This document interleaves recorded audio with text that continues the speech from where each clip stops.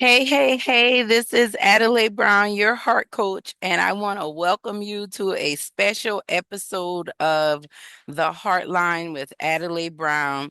As you can see here, I am in beautiful Charleston, South Carolina, and when you see this video, tomorrow is my mother's 65th birthday. And in honor of her, I had planned to record a special podcast, but I just decided it would be even better for me to allow you all to get to experience the beauty of my mother. So in May of 2023, we did a session called Village Wealth Week, where we highlighted mental health awareness, lupus awareness, and just um the benefits of being in healthy relationships and just the work that we have to do. It was a very great event, and I decided to share this with you all instead of I decided to share this with you all instead of recording something more static because my mother is amazing and I want y'all to get to hear her voice and see why I love and miss her so much. But her story is powerful and she's telling it from her own words. And I just wanted to share it from that platform. So make sure you tune in, check it out, listen to this amazing village of leaders and just how we celebrate our mothers, how we heal our mental health, and how we overcome autoimmune diseases as one as lupus. I love y'all. Thank y'all for tuning in and check this out. And we will connect again next week. To be blessed by a lot of we're going to be blessed by some great speakers on today. I'm so excited to be able to share this platform with the speakers that are going to be on today. And so that's just a little bit about me. I hope I didn't go on too much, but thank you, Addie, for allowing me to share a little bit about myself. And, okay, so I'll just maybe keep going, Addie. No, you're good. Yeah. You're good. Can Yeah. y'all hear me? Can y'all hear me? Is Yeah. the hearing You're okay? bad. Okay. Yes, dear. All right. Thank I'm you. back. We should be streaming live on YouTube now. Everyone can hear me. Thank you so much, my dear, dear, darling LJ. You are just so awesome. And thank you so much for that beautiful introduction. Now, I do want to get us going and get us started today. And one of the things that I wanted us to do is I have a poll that I'm going to put up here. And I would like for those that are participating to answer. Now, this is just because I just want to check in and see where we are. One of the, many of you know me as the heart coach. You know that I've been doing heart talk, heart coaching, heart connections, and all of that. And I'm still passionate about that. I'm still on that mission. That is still the work that I'm doing. Now, the mission has grown and has progressed, and I'm now focused on the idea, the movement, the mission of what we call heart equity. Heart equity is about us creating and generating personal, relational, and financial wealth through authentic living. And one of the things that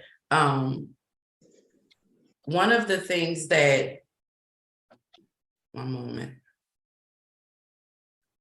One of the things that when we think about building heart equity and we think about growing wealth in our lives, a lot of times the first thing that comes to mind is money. And the thing that we need to realize is money is pretty much the fruit of the root of what's happening and what's going on in your life, right? So as we get started, I want to get everybody involved. I see some of you are filling out the poll. I encourage everyone to do it. What area of your life do you feel you need the most support, right? We're talking about personal health and wellness. We're talking about personal and professional relationships and health, and we're talking about financial health, because today we're going to be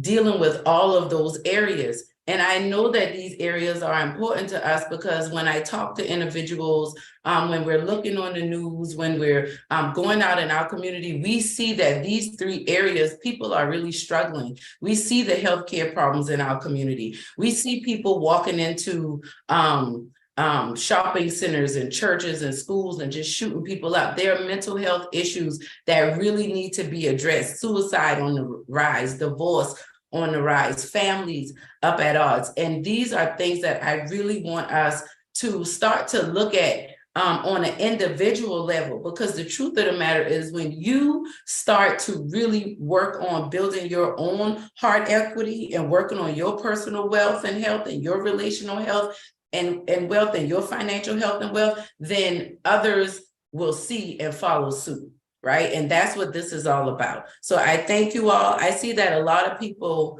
the majority say, you know, they want support in the personal health, and we definitely have a professional and expert that's here today to help you out with some of that.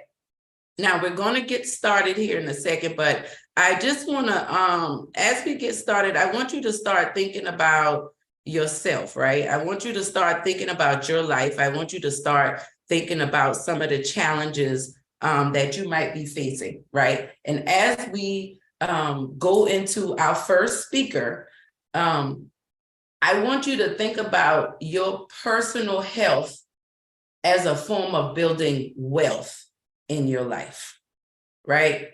Like a lot of people think about wealth, like I need to go back and take these classes so I can get this promotion at work, or I need to start this business, or like get this job, or make this connections with these people. Some people feel like I need to marry this person or have these friends, you know, so that I can build wealth. But the truth of the matter is, before you can build any type of wealth or do anything in your life, you have to work on your personal space first. And with that being said, my first speaker that is coming today is very near and dear to me. This beautiful, beautiful woman is an entrepreneur. She is a peer support specialist. She is my mother. She is a grandmother. She is a phenomenal member of the community. But most of all, she's a survivor. She's a wealthy woman.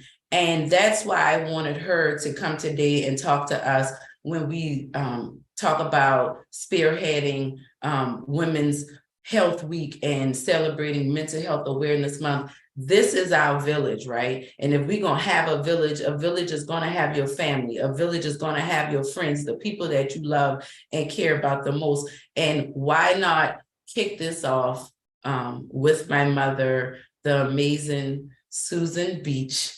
And we will go ahead and can y'all welcome her, give her some claps and bring her on in.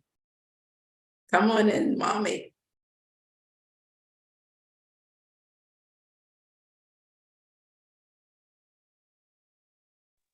You're on mute, Miss Susan. Unmute your mic. There you go. Okay. Okay. Hello, everyone. Thank you, Adelaide, for inviting me to your to the Village Health is Wealth Week. I'm honored to be here today, and I thank everyone who's participating in our forum. Yes, I am a survivor. I have been diagnosed with systemic lupus erythematosus for the last 40 years. A little bit about lupus is that it is a chronic, long-lasting autoimmune disease that may affect any parts of the body. Lupus occurs when immune systems, which normally help us protect the body from infections and disease, attack its own tissues. This attack causes inflammation and in some cases, permanent tissue damage, which can be widespread effect, and it affects joints, skin, lungs, kidneys, circulating blood cells, and brain. So it can affect all aspects of a body. People with lupus experience periods of flare-ups, and they also experience periods of wellness, which is remission. Lupus the flare-ups can be mild, they can be severe. However, with treatment, many people with lupus manage the disease. Anyone can get it. However, women get the disease about 9 times more often than men.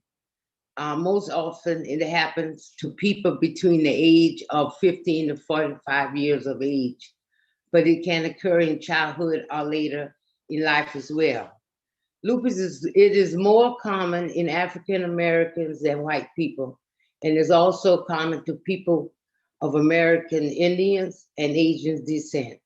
Men, African American, Chinese people, and Hispanic people are more likely to have serious organ systems involvement. If you have a family member with lupus or another autoimmune disease, you may be more likely to develop lupus. The symptoms of lupus vary from person to person and can range from mild to severe. You may have just a few symptoms affecting just one area of your body, or you could have many symptoms throughout the body. Symptoms may come and go, and you may develop new symptoms over time. Some of the symptoms that are more prevalent are like arthritis, fevers, fatigue, tiredness, rashes that most commonly appear in your face, like the butterfly rash. Also, I call them lesions, like round scaly rashes that appear anywhere on the body. One of the most important things of effects is sensitivity to the sun, hair loss, sores may appear in your mouth and other areas, changes in your colors, the tips of your fingers can change, your glands can swell, you can have swelling in your legs and around your eyes. There can be problems with breathing. At times, people they have headaches and dizziness, and with the mental health component, depression and confusion is common. Yes, yes. The cause of lupus is unknown, and researchers are still trying to learn more about the triggers that leads to the disease. Some of the things that they have identified that lupus affect genes and are the genes, which is could be genetic as well, environment and immune and inflammatory influences. The different forms of these genes may carry instructions of proteins, and that can affect the immune system. High levels and low levels of these proteins may be important in developing the disease. The environmental factor is very important because exposure to certain factors in the environment, such as viral infections, sunlight, certain medications, and smoking may trigger them. And the immune influences, researchers think that if the body does not remove damaged or dead cells normally, this can trick the immune system into constantly fighting against itself. This process could cause an autoimmune response, which could lead to lupus. In addition, researchers are studying different cells types and how changes can be help combat the causes of lupus. Okay, that was just a spiel. As I stated earlier, I am a lupus survivor, and I'm grateful today for this platform. I'm also grateful that I do have a God of my understanding that has sustained me in this process. As I said earlier, the causes of lupus can be genetic, hormonal imbalances, medication, and exposure to chemicals. And this can differ in different people. I'm just going to talk about me and my journey in this coming to a place of remission, and I must thank God for that. You know, for me, as I said, I was diagnosed in 1980, the peak of my college career, I might say. And it is, for me, it is genetic. And it's, I was affected by with the hormonal aspect of it and chemicals. Okay, genetics for me, they said it can be triggered in childhood, at the earliest childhood. My father was the carrier of this disease, and I say that because through research and just family orientation. My aunt, his sister, was diagnosed in 1965 with lupus. At that time, there was little or no knowledge of the disease. Thereafter, I lost two first cousins on my father's side to the disease, lupus, and I lost my oldest sister. So that's how I relate to it as being genetic. Okay. And as I stated earlier, lupus can be triggered by hormonal imbalances. So during my childbearing years, that's when a lot of my symptoms began. You know, I had the butterfly rash. Um, in times of my cycle, I would get the butterfly rash, my joints would swell up, I would be fatigued and tired and didn't know what was going on, you know, and that went on for a long time. And that was one of the reasons why later I went and had myself tested.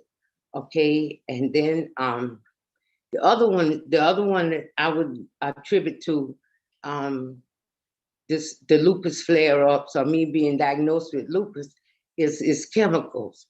Um, One thing people with lupus don't recognize, or they just take with minimal concern, is allergies. You know, just natural allergies, natural herbs, and our chemicals. You know, for me, I've went years refusing toothpaste, mouthwash, um, eating pineapples, live Christmas trees, not knowing that those were triggers for my lupus flare-ups. I'm not going on it.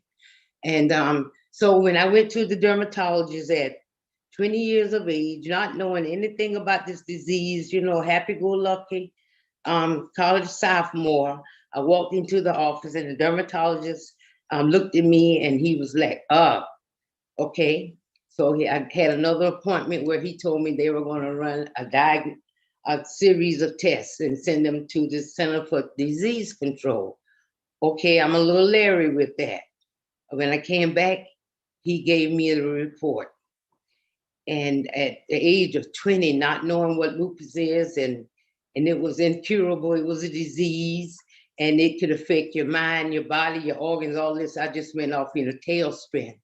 And as I go on, I explain how this process have worked for me. So at that time, he told me everything I was allergic to, artificial and natural, that's where the chemicals come in. You know, so when I left that office that day, I was just distraught. You know, I felt, I felt like it was impending doom that I would never be able to, you know, have a normal life, you know, complete college, maybe get married, have children, just have a career. All that was just, you know, taken away from me in that moment. But what for me is that what really helped me in this process was my family at that time and my belief in God. I had a brother that was did a lot, did a lot of research, and he explained to me, he said, you got to read up on this and become aware of what's going on. And that's when I realized how it can affect the body.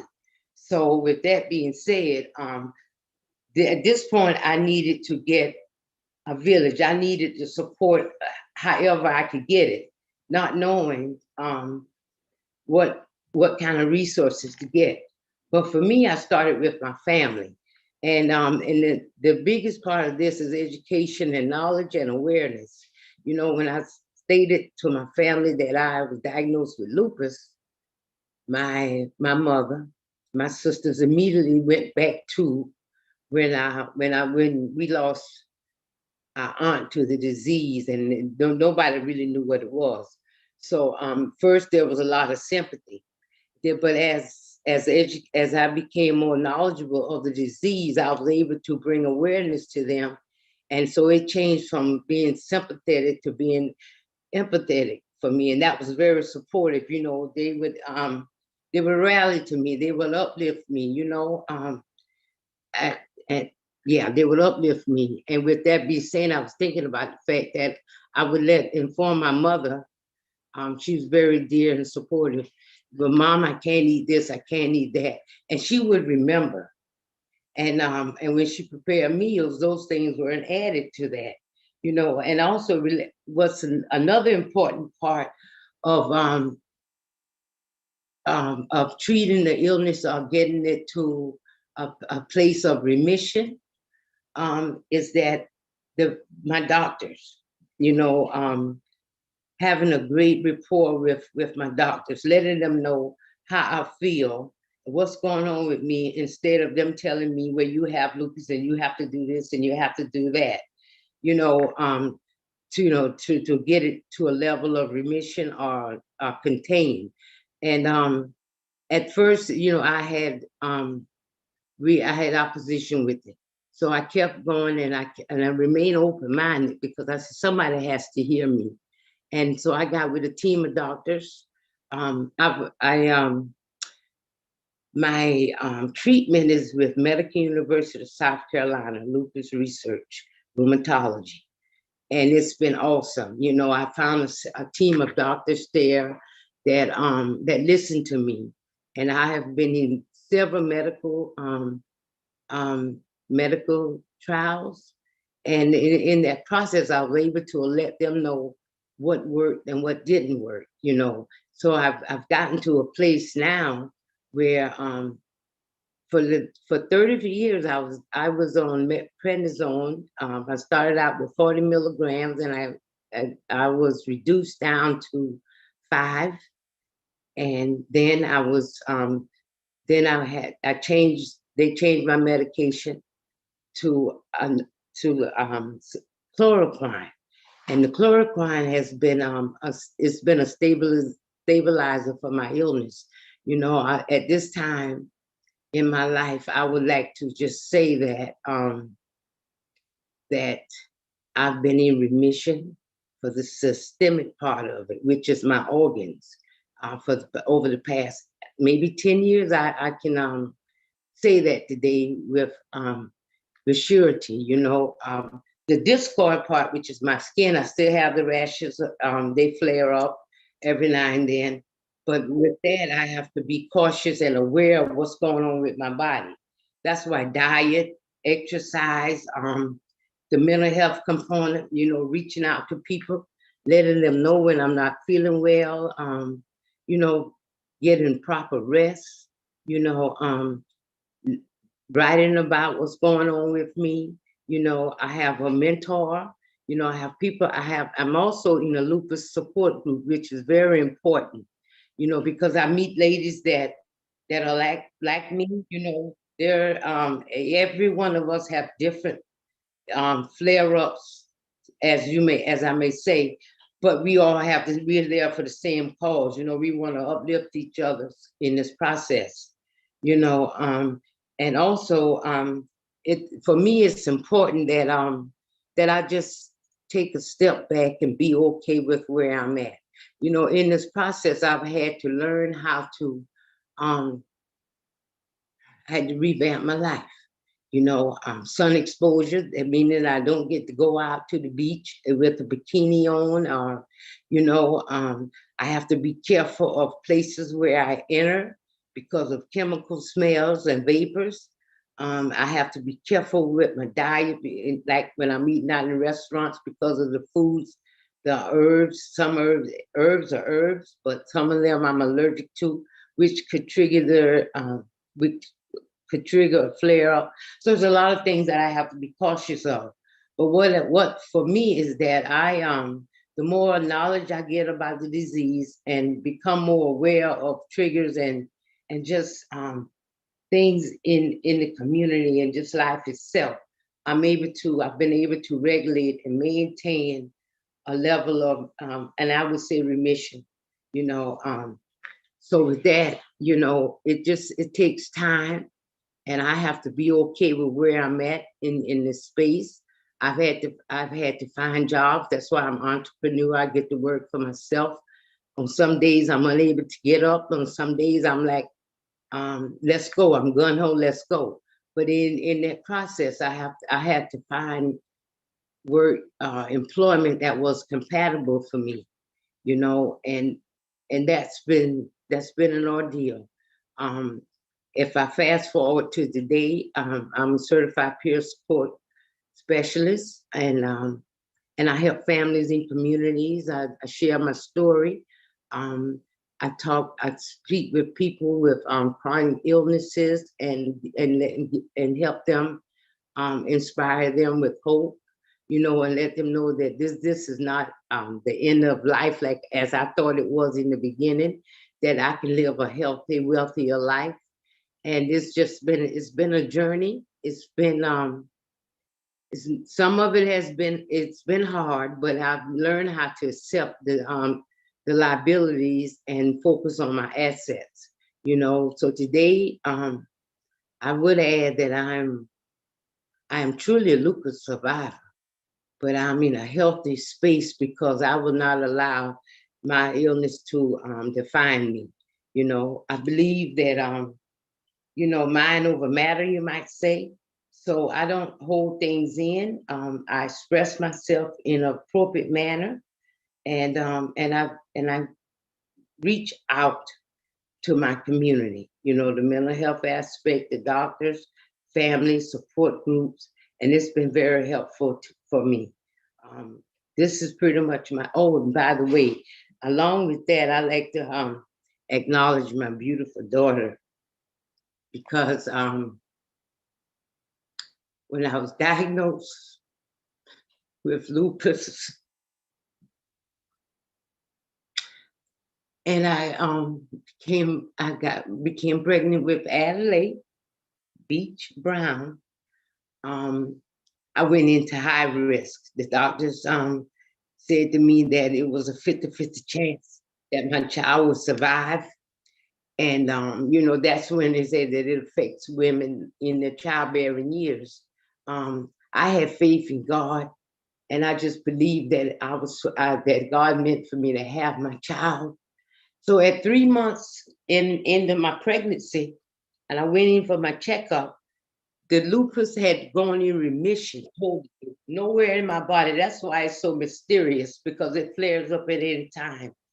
And so I was able to carry my daughter full term. She came healthy, happy, bouncing baby. And then at a 6 month checkup, I had a major flare up. I mean, I was like 6 days in the bed, and with my daughter not being able to provide for her properly. But my family, there's my family again. They came in and they were, at that time of need, and they supported me, you know. And so there is where the weight loss came, the weight gain came, the depression came, um, just impending doom, So I got into medical university, which was life saving for me. And I've been following, their instructions and taking suggestions. And today I have a healthier life. I'm grateful I have a family that supports me. God bless me with a child, 4 grandchildren, my community of support. It feels vibrant. It's uplifting and it's empowering. So I reach out to people with that's been diagnosed with lupus and other chronic illnesses in support, letting them know that it's mental, it's physical, and it's spiritual, and those components has to be nurtured, for the physical to manifest. I thank you all for having me on this forum today, and I also have some contacts, where you can get help for lupus patients, or if you want to support a family member, you can contact MUSC Lupus Research Study, and I'll put their information in the chat. And also you can contact the Lupus Foundation of South Carolina. I will put all that information in the chat. I am a part of both of them, and they are very helpful in this process. Thank you all for having me on your forum today. Whoop, whoop. Let's give my mommy a round of applause and celebrate her. That was absolutely amazing. Let's give her some hearts. Put some hearts in the chat, some claps. Let me see y'all emotions, emojis, all of that good stuff. That was awesome. Mama, you did a wonderful job. Thank you so much. We appreciate you. And I just want you to know I love you. And I thank you for educating us and inspiring us. And to be honest, I learned something new today as well. So thank you so much for being who you are. We love you. We love you. Thank you very much for having me. Thank you. That's so perfect. Oh my God, let me just underscore what Adelaide just said. Miss Susan, definitely that was so inspiring, and you're being transparent with everything you've gone through.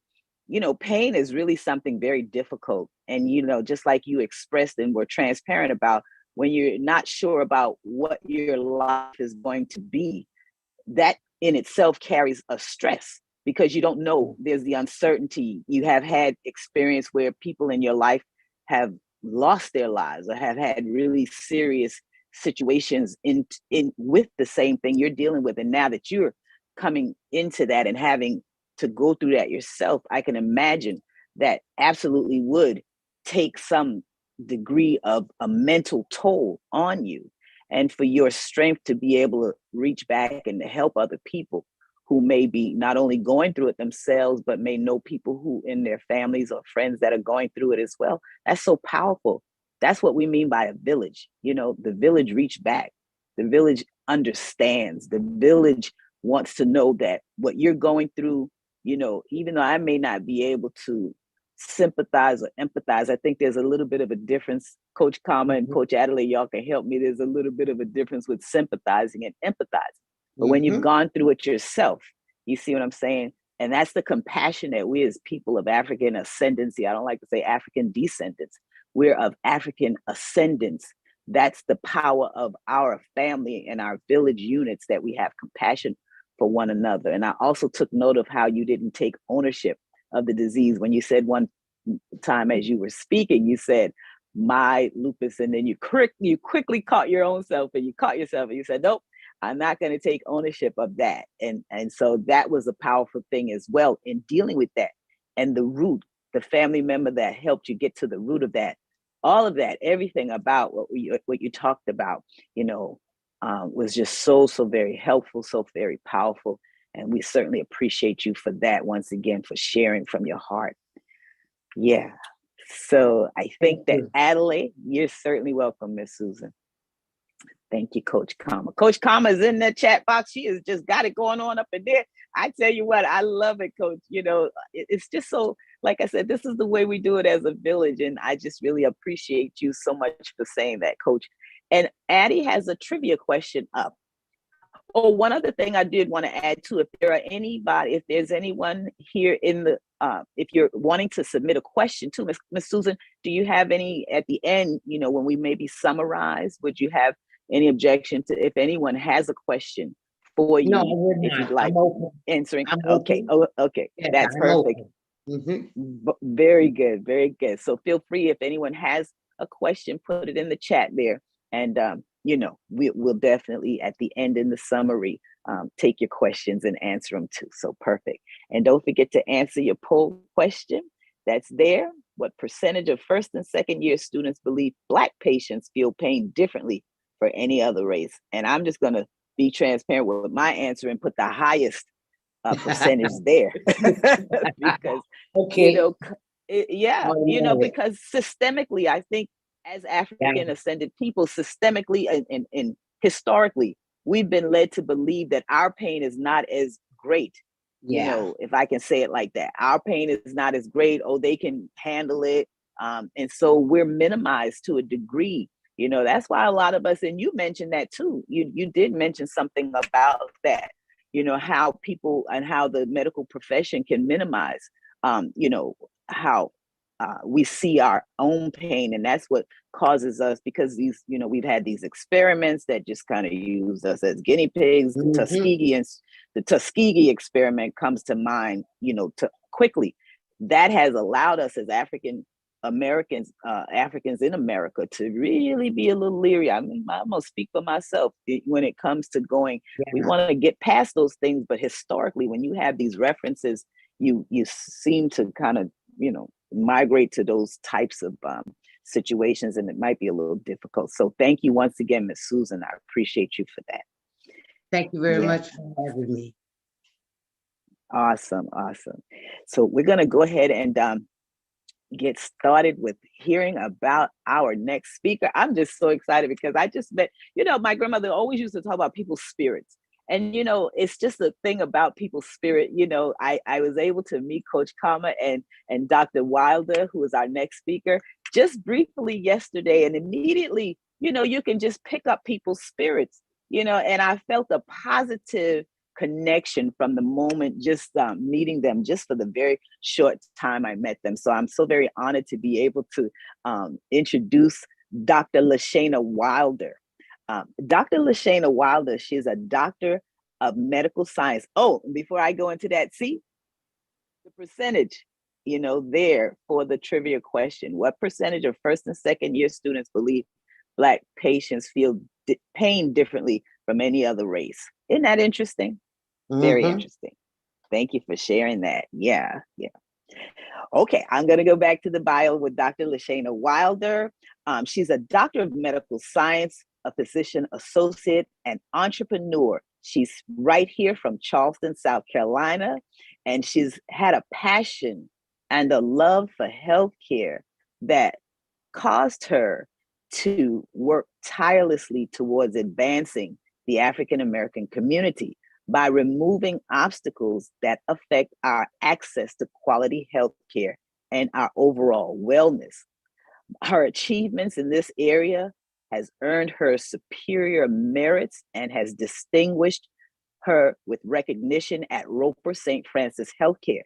She is proud to be a liaison in consultations with other advanced practice practitioners and physicians to assist in developing strategies on how to approach difficulties and conditions while still instructing on how to ensure the level of care to each patient, which is really high on the list. Now, that is something that's an honor. That's very, very much an honor. And she notes that one of her standout achievements that contributed to the removal of obstacles in healthcare practices is where she was instrumental in the development of practice models that created the blueprint for physician associate practices in South Carolina. That's a standout achievement. Very, very proud of her for that. Now, the developments that are aligned with South Carolina Board of Medical Examiners, it created a pathway to expand healthcare delivery that is still actively being utilized. So as the first physician associate in South Carolina with her work in retail medicine, advocacy efforts, these have opened the doors for more physician associates to work in this arena. And as I might add, that gives our little girls, our grandchildren, our children, our nieces and nephews, they can look up and see a real life doctor. What's that doctor, the doctor with the little, y'all know what I'm talking about. McStuffins. That's what it is. Oh, yes. Dr. Quinn. I was about to say Dr. Quinn medicine. So our little girls, this is a real live Doc McStuffins right here. And so she's spearheading the change in the practice model and it's approved and encouraged by the South Carolina State Board of Medical Examiners. And this has created, once again, greater access to quality healthcare for patients that was once limited throughout the state of South Carolina. And I'm telling you, she is just, it's just so, it just blesses my heart. It warms my heart to present to you right now our Dr. Lashana Wilder, and we're going to be blessed by her sharing on this day. Thank you, Dr. Wilder. Hey, everybody. Welcome, Dr. Wilder. Listen, I got to get myself together because Miss Beach got me over here crying, like for real. I'm like, oh, I was not ready for that. But it was just so inspiring to hear you speak, Miss Beach, because like I said, I still got to get myself together. I'll say this. I am just so proud to be a Black woman, because to see how much resiliency and just even the vulnerability, but the amount of strength that you show. And I myself, and being transparent, is still working on that space. But the amount of just magic that you have just captivates us, just listening to your struggles, but your survival too. And I guess I got emotional because, we all need that push sometimes. You never know what people are dealing with. And to hear that you've been through a fire and coming out looking like you don't even smell like smoke, girl. I'm just like, and just thank you. Thank you so much for your vulnerability. Just thank you so much for your bravery and courage. And like I said, man, I'm just proud to be a Black woman today. Like, you just made my whole day. But in saying that, it brings me to the, how we're always, said to be the strong Black woman, right? And that trope and that cape that we carry is like hard to wear sometimes. And I just noticed that Adelaide, put up a post saying, how many of you have felt overwhelmed in these areas? Like, which areas have you felt overwhelmed in, either your health, personal relationships, or finances? And if I'm truly honest, I've had struggles in all of those areas, and that's, now that I'm thinking about the question, and I was like, or all of the above should have been a choice, because I feel like I've had struggles in all of those areas. But the thing is we are still under this, American imagination of what a Black woman is supposed to look like, how we're supposed to act, what we're supposed to behave like. And if you decide to somehow speak up for yourself, or to one day, advocate for yourself, then you become the angry Black woman. So you walk in this lane of which one do I be? Am I just supposed to be, okay, put the face on and bury it? Or should I just, step back and not say anything because I don't want the consequence of confrontation? Or when I do, advocate for myself, then you don't want that title either. We wear so many hats. It's like, which one should I be? So just feeling out the group here, it's a 50-50 split. Most of us have felt like health has been a place that you've been overwhelmed, and personal relationships is a place that we've been overwhelmed. And in the sake of time, I'm going to be, able to speak to each of those areas. So this is the thing. One, just through life lessons, I've realized that wearing that strong Black woman cape is literally killing us in all of those areas. And has, like LJ alluded to when we first started speaking, how historically us as Black people have been deemed to have these, superpowers. But in reality, and I'm grateful for the superpowers now. That's a part of our magic. However, it causes a rift when it comes to trust and when it comes to just our access to healthcare and how we engage with healthcare providers. So I'm not sure if most of any of you knew about this, but even as recent as 1993, there was a study that was conducted where it painted the picture of what a Black woman should look like. It was called, and it actually got a title. It was called Sojourner Syndrome. So it was developed as a study in Harlem to evaluate infant mortality and maternal mortality amongst Black women and how we handle it. And obviously, we know that that is a disproportionate, ratio, that more Black women die in childbirth, unfortunately. However, the mental health part of it was the part that was being studied. So most of us have not only been taught this, strong Black woman cape, just by seeing a lot of the things that our, ancestors have went through, our parents, our grandparents, but you just kind of bury certain things and just make it go away for a second because stuff got to get done. But we don't pay attention to how that affects us emotionally.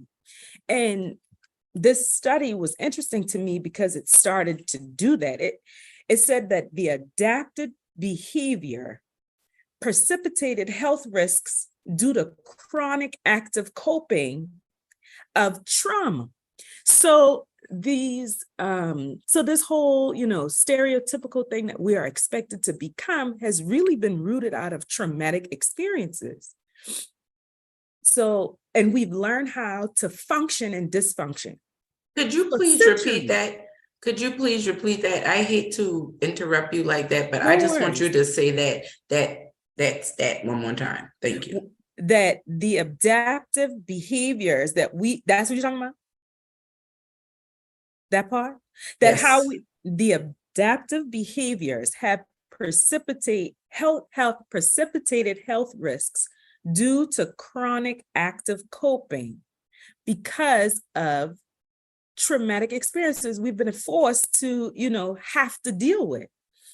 And then I'm not sure if you all have heard of this. It's something else called John Henryism. And what that is, it's a study, another medical study that has been conducted where John Henry, I'm not sure if y'all remember John Henry, was this guy who was a steel railroad driver. And he was, had to adjust to build the railroad faster than everybody else. And at the end of this particular study, it showed how high efforts to cope and overcome with barriers was directly linked to health disparity, like his decrease in health overall. So not only as Black women are we forced to stereotypically deal with this, Black men as well. So we have to say enough is enough. Sometimes that cape needs to be put on, but a lot more times than not, to have spaces to where we are comfortable in being transparent or saying, I need help or I can't handle this needs to be more welcomed because it truly is killing us. Now, when it comes to our health journeys, right? To answer that trivia question, the answer is 40% of first and second year medical students think that Black patients have thicker skin, that we just can deal with it. Now, last I checked, if I cut me and if I cut you, your blood bleeds red just like mine, right? So again, it's just a systemic ideology that we've been expected to live up to that has gone, and this has been published this month. So this is something that has been centuries, that has been inundated in our psyche, that we are just supposed to be able to deal. And I think that's why mental health in the Black community is such a thing, because for so long, we had not been allowed. We had not been, allowed to. And even with that, admittance or having to say that I'm dealing with this particular issue feels that vulnerability for some reason equated with weakness. But it's not true. It's just not true. So I say all of that to say, when we are able to express pain, especially in the midst of things that we are dealing with, that have to be kept in secret. I remember this came for me personally, just in being transparent, because I gotta kind of say, do what I'm saying. It came to a head for me in February of 21, where I felt totally broken in every way, mentally, physically, and spiritually, just scarred, broken. But I remember literally on the floor in my mom's house, just a mess and tears, because having to wear the heaviness of everything it directly affects our health in a way that we don't even realize until we've gotten so sick that it's hard to dig yourself out of it. Now, so as far as relationships go, and personal relationships, for example, I'll say this, put some hearts in the chat if you guys agree. How many times have you felt like, I just cannot deal with her today, or I can't deal with him today? Or have you ever experienced when your phone rings and you just, oh, here we go. That one somebody is calling you to dump something else.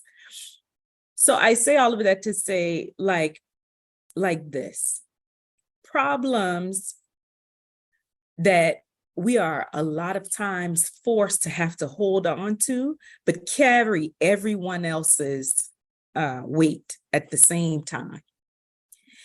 And that too is significantly decreasing our overall health and wellness. I'm, like I said, just being transparent. I'm learning what that actually means now, after getting to a place where I couldn't handle it anymore. But suppressed emotions directly lead to comorbidities. And I'll say that again, suppressed emotions directly lead to comorbidities. And if we have dis-ease here, mental dis-ease, it manifests in our body as physical disease.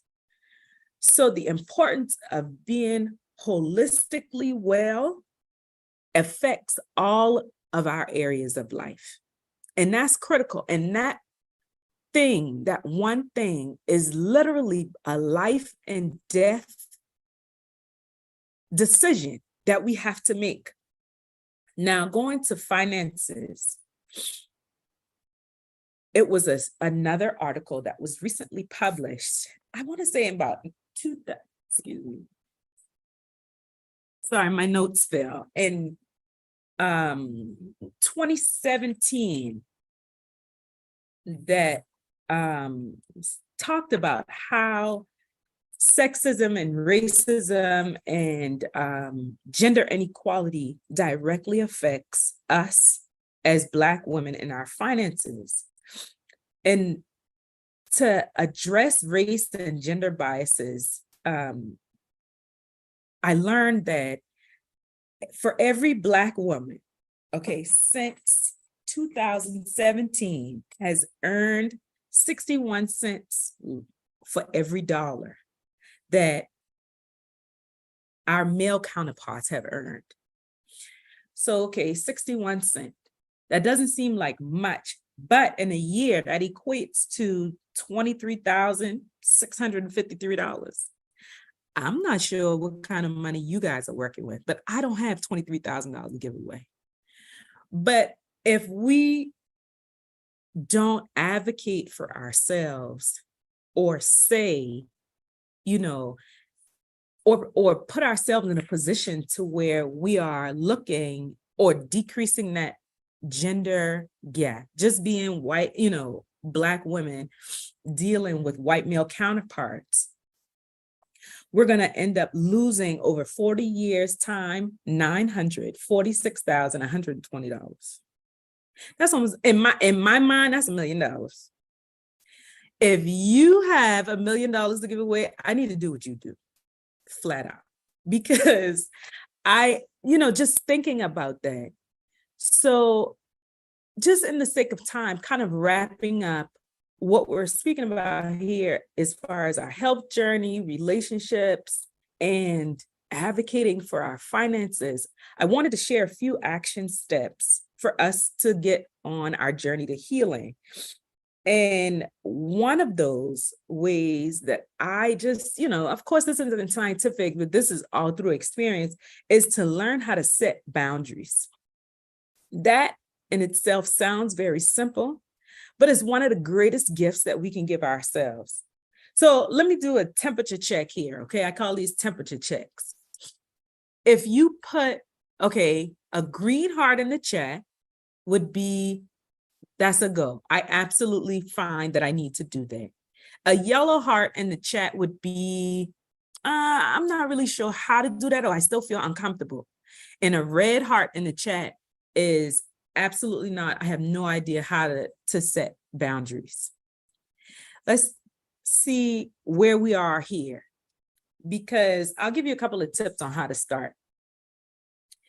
But in my mind, setting a boundary literally can be life or death for somebody. For example, if you feel overwhelmed, right? And your schedule is full, you had not had a break, you work it off of maybe 3-4 hours of sleep, get a phone call. Hey, Adelaide, I need you to do X, Y, and Z, right? And you feel like you owe this person. So okay, fine. Knowing that you are not able to put anything else on your plate. What happens? Again, like I said before, suppressed emotions cause illness. So that later on can turn to resentment, because you're looking at them like, and then you get to a place where when they call you, you feel like, oh, I don't feel like answering this phone. If you learn how to set those boundaries initially, I do it all the time. Setting those boundaries can be, I have a meeting, okay? And a meeting can be, honestly can be a Hulu appointment with yourself, to just have you a glass of wine and sit and watch in front of TV. That's your own personal appointment. But to be able to grasp and practice those boundaries, to give yourself space to say, I need rest, will take you further than anything. And I encourage you to practice that. Because again, the more and more you allow people to cross those boundaries, the more and more sick you're going to be, period.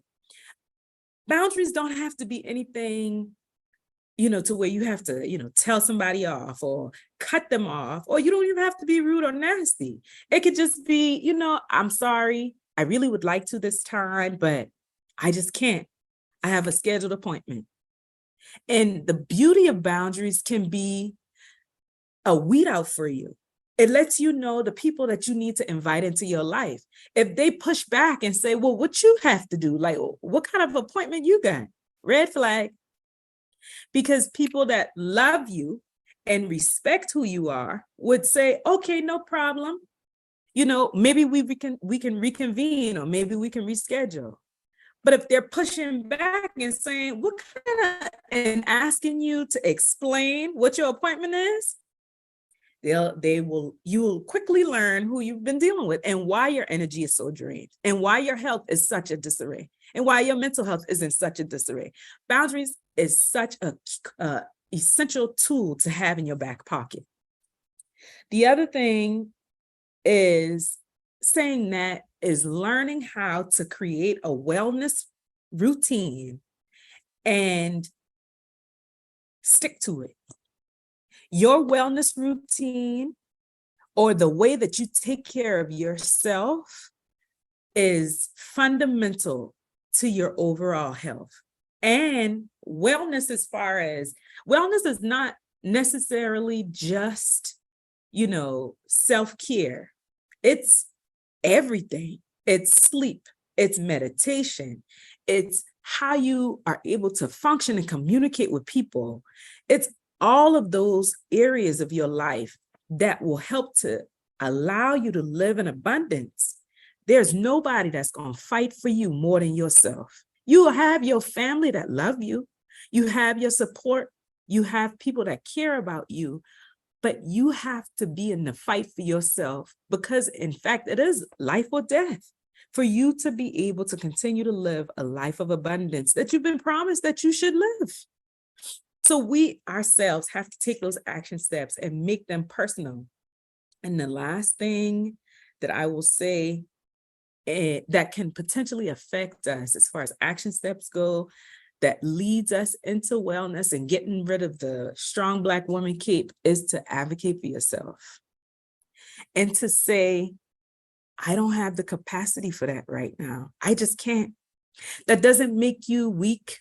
It doesn't make you the angry Black woman. It doesn't make you anything more than just someone who cares for yourself. One thing I heard someone say to me was, people come into your life. Sometimes people come into your life for you to show them how to love. And sometimes those people come into your life to show you how to love yourself. And that was the most powerful thing that I needed to hear, because it changed the game. It was a game changer for me. I'll say it again. People come into your life. Sometimes people come into your life for you to teach them how to love. But sometimes people come into your life to teach you how to love yourself. And that can save your life.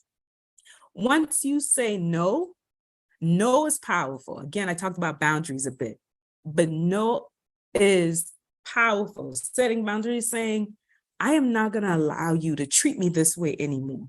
Or I am not going to allow myself to cry myself to sleep at night anymore. Or I'm not going to allow myself to feel overwhelmed. I don't have the capacity for that right now. And that is okay. That is totally okay.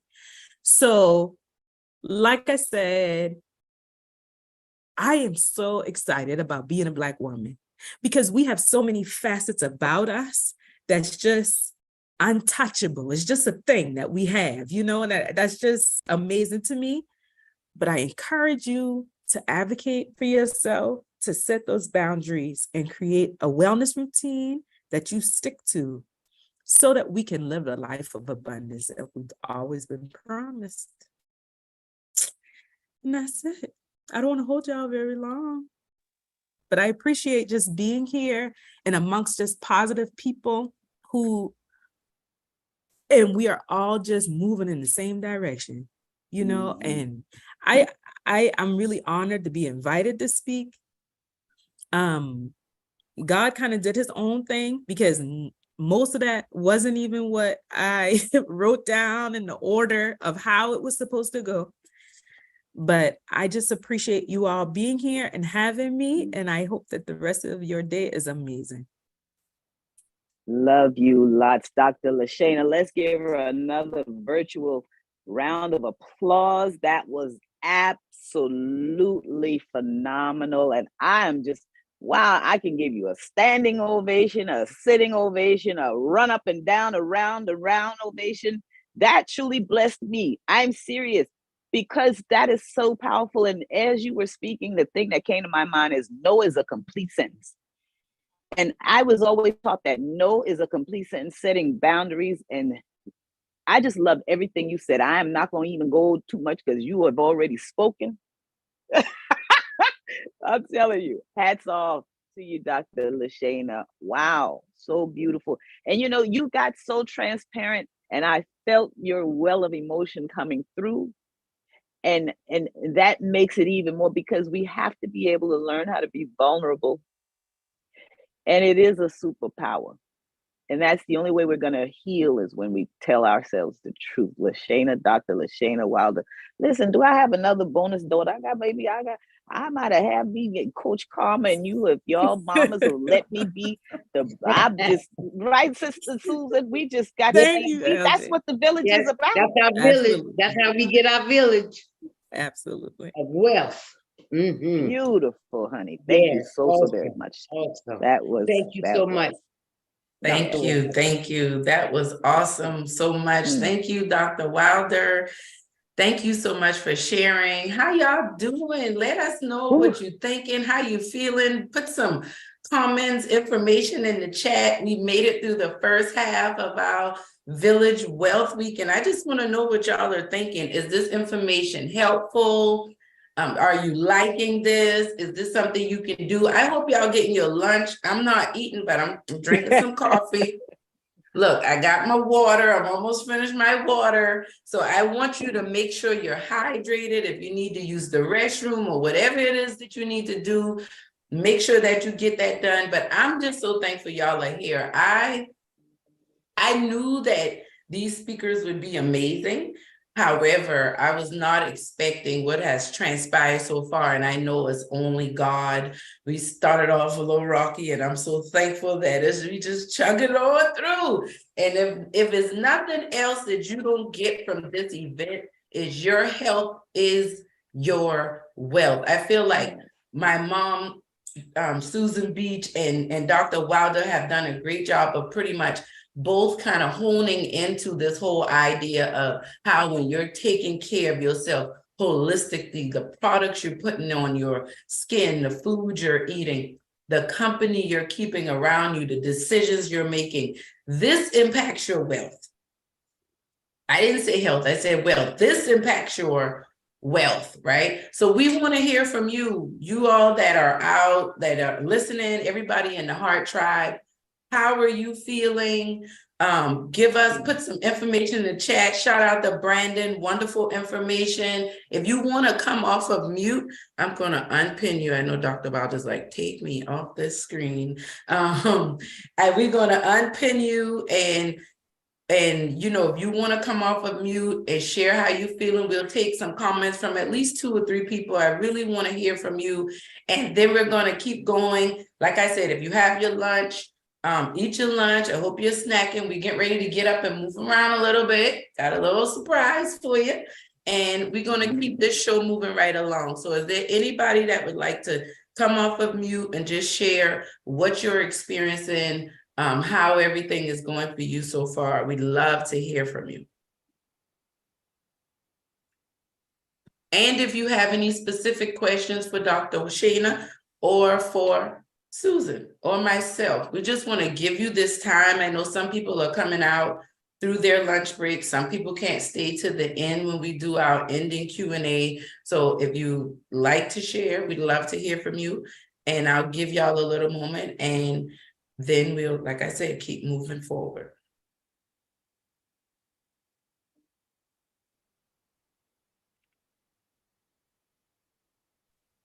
I'll say for me, this has been wonderful so far, very informative, very educational. Who says all Black people are ignorant and not smart and not educated? This is a lie. This shows that's a myth, We just have to take the time, and that village is important to help us each bring out our gifts. I think that makes us feel a lot more comfortable and confident. So thank you all so far for what you've been sharing. It has definitely helped me a lot. Thank you. Absolutely. Beautiful. Beautiful. I like to add to what Dr. Wilder was saying, advocating for ourselves as strong Black women. And I just reflected back to when I had to go into the doctors, and I had to present myself away, because in the initial meeting, that stigma, being a strong Black woman, being hard kind of thing, them not understanding where I've come from, the things that I've had to endure. I had to place myself in a posture to let them know that I'm human, that this is what I need. Can you help me? How can you help me? Can you give me resources? Because they're not empathetic to our needs. Like she said, like Dr. Wilder said, Black folks have different skin texture. But if I cut myself and you cut yourself, we bleed. So how, I need you to understand where I'm at, that I matter, and my life is important to me. And that's where advocating for myself as a Black woman, I don't have to say that I'm a strong Black woman. It's just I need to represent me in all forms.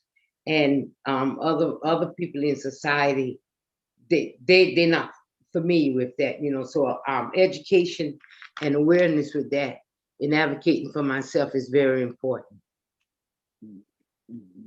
Amen. I agree. I agree with that. And I thank you for sharing that. And another thing that I wanted to jump in really quick and share with you all today, because it's like we have to get in the habit of talking about what we're going through.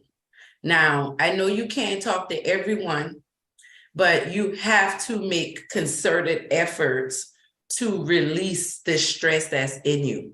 When you eat food, your body, even throughout your day, that's why we spend so much money to get rid of the waste, our trash cans and all of these things, right? Your body relieves waste. So what do you do with the waste of your life experiences? What do you do with the bones when you're trying to take the meat from what you've been through?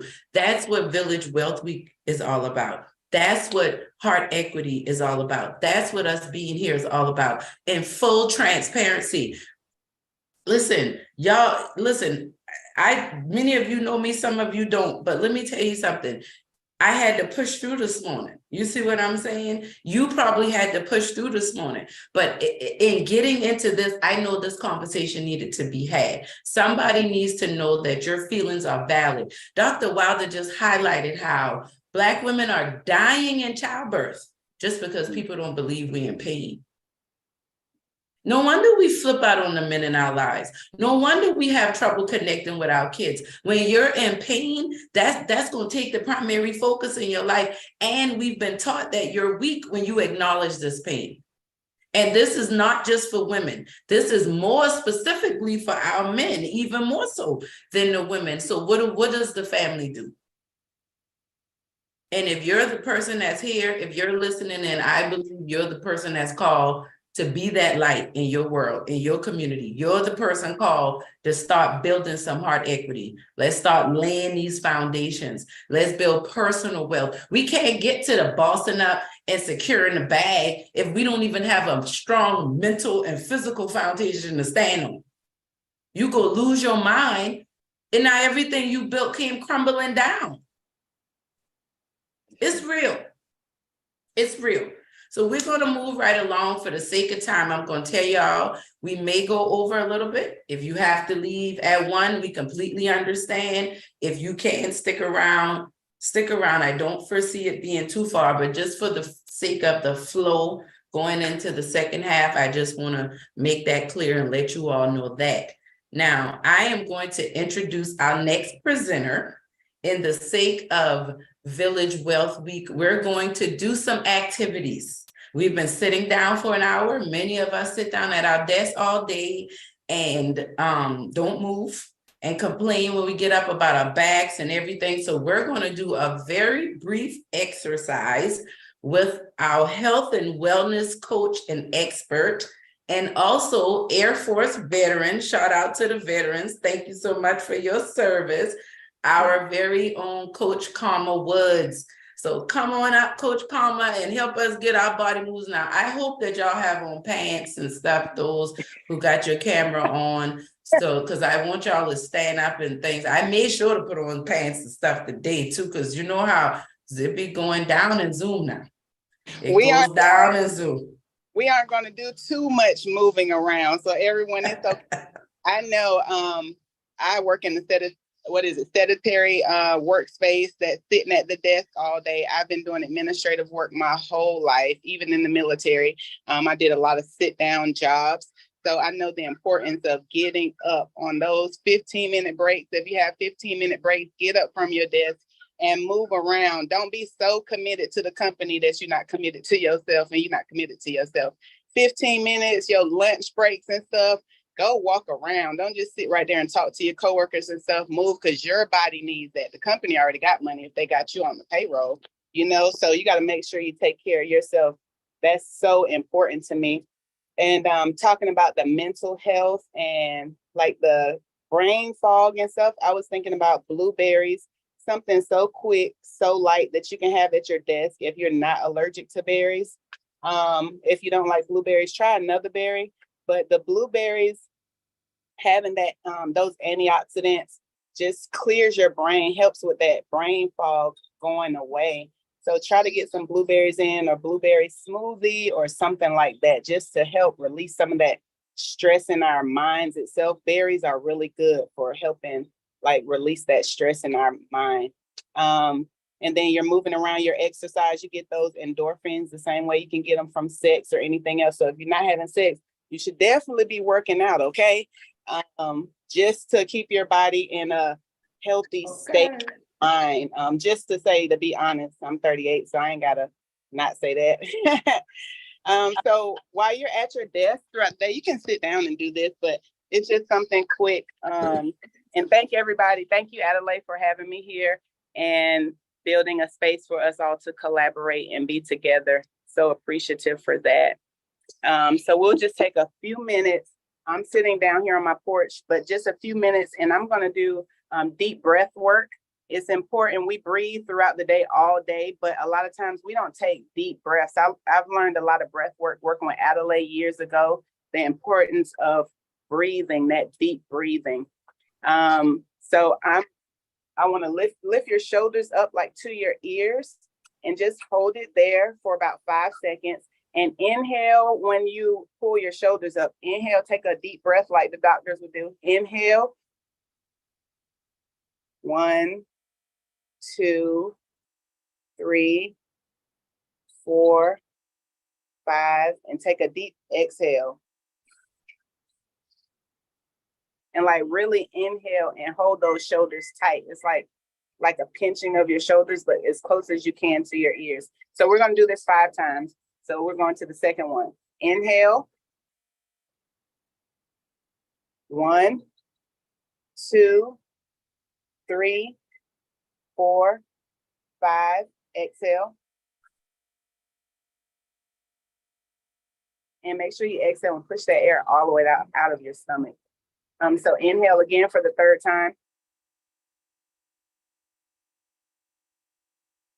1, 2, 3, 4, 5. Exhale. And then for the last time, inhale. 1, 2, 3, 4, 5. Exhale. And then I'm going to stretch my head over to my right shoulder and place my right arm, my right hand over my head, and just pull it slightly to the side. So while you're sitting at your desk, it's stressed out, I get a lot of tension in my neck. Just hold it there for about 5 seconds. And you can count in your head and then switch to the other side when you're ready.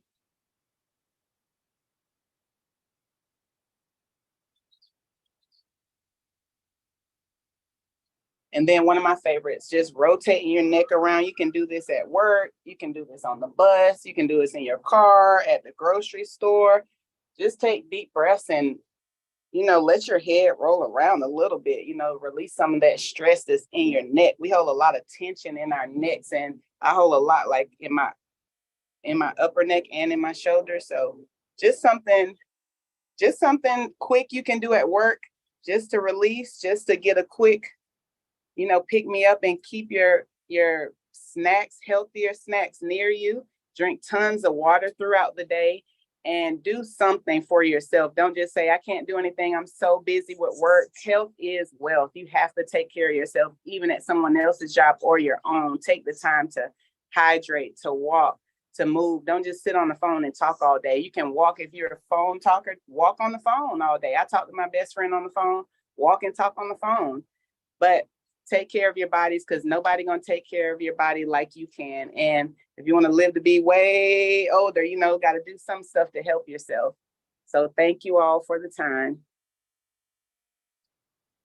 Awesome sauce. Let's give Coach Karma a round of applause. She did Thank a you. wonderful job. Thank you. Yeah, Thank you, great. Coach Karma. That was awesome. I feel better. I don't know about Ooh, y'all, yes.